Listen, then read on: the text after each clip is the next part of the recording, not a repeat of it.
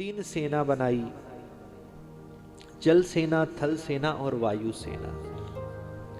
वायु सेना मोर को बनाया कि तुम ब्रजमंडल के ऊपर उड़ो और देखकर आओ कौन सी गोपी ने बढ़िया माखन निकालो है, कौन सी ने बढ़िया दही रखियो है, कहाँ रखियो है, कैसे कैसे वाई तैयारी से हम जावें, मोर आकर बतावें अपनी भाषा में। दूसरी जल सेना, एक गोपी को घर बिल्कुल यमुना के तट पर ग्वाल बाल आए, चोरी करवे लगे। जल सेना जो है वो ग्वाल बालों को बनाया।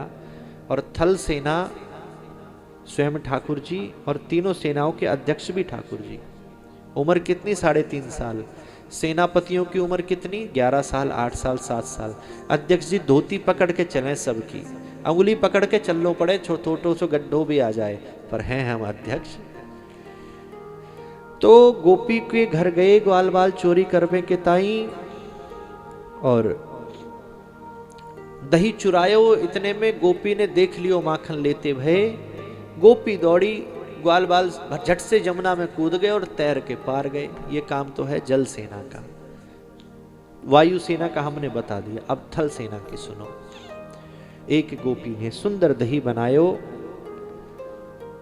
लाला पहुंचो, कछु ग्वाल बाल भी साथ गए। अरे सखी थोड़ो सो दही दे दे। लाला बिल्कुल देऊंगी, तू ढूंढ के बता दे कहाँ दही है, और वहीं छुपा दियो कई चीज में। और खुद ही घेर के बैठ गए। अब खुद ही घेर के बैठी तो कहाँ ढूंढे? अब कोई चीज हम जेब में रख लें और बोले ढूंढ के बताओ, अब तलाशी आप हमारी ले नहीं सकते और आपको और कहीं मिलेगा नहीं। ठाकुर जी ने कहा अच्छा। ग्वाल बालन को इशारा करो।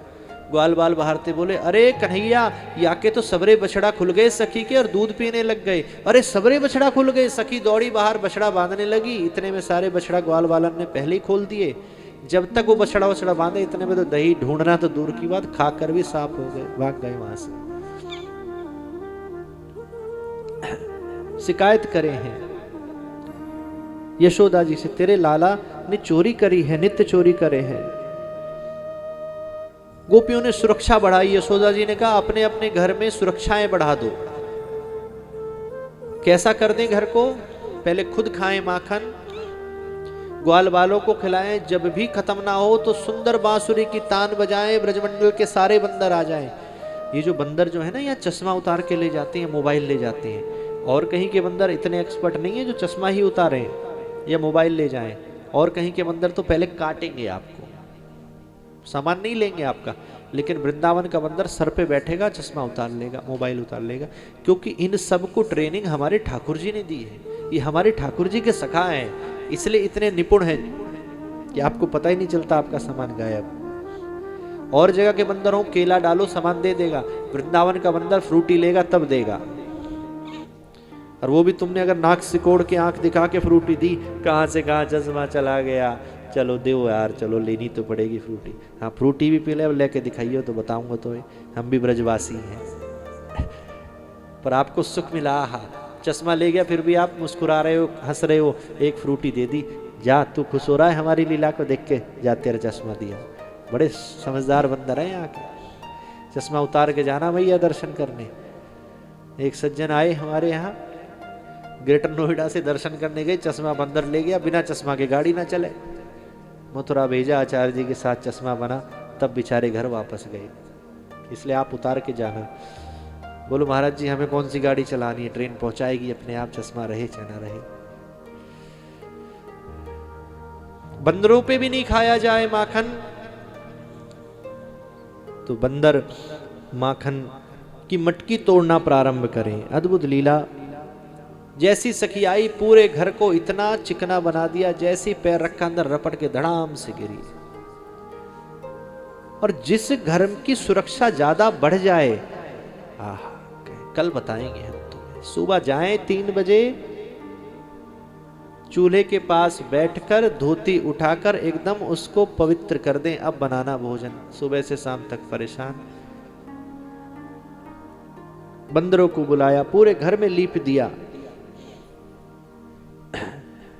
एक घर में पंजीरी बन रही थी, बोले जे कहा जरा खाने को दे सकी। अरे नाना सत्यनारायण भगवान को प्रसाद है। बोले हमें ही है सबके नारायण और सत्य सभी, लव हमें दो। गोपी ने नहीं दियो। जहाँ सत्यनारायण भगवान को स्थापित किया था वहाँ 2 छोटे छोटे पिल्ले लाकर बैठा दिए। जब तक वाकी पंजीरी बनी सब मंदिर उथल पुथल अपवित्र हो गया।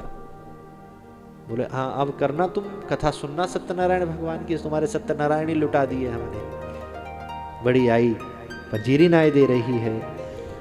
एक बोली माँ यशोदा, मेरी चोटी मेरे पति के दाढ़ी से बांध दी रात को, घर में तलाशी ली कछु नाय मिले हो तो गुस्सो आयो, ऐसो घर है कि यहाँ में कछु खाए हुए पीवे की चीज नाय है। चोटी को दाढ़ी से बांधा और जोर से आवाज लगाई। हम दोनों भगे, 2 कदम भगे, गिर गए, फिर उठे, फिर भगे, फिर गिर गए, फिर उठे, फिर भगे, फिर गिर गए। आधी दाढ़ी समाप्त हो गई, आधे बाल समाप्त हो गए। बड़ी कृपा रही जो जिंदे रहे आज। अद्भुत अपना अपना भाव गोपियां दे रही हैं। उल्हाना देने का एक ही उद्देश्य है, श्री कृष्ण का दर्शन करना, और कोई उद्देश्य नहीं है।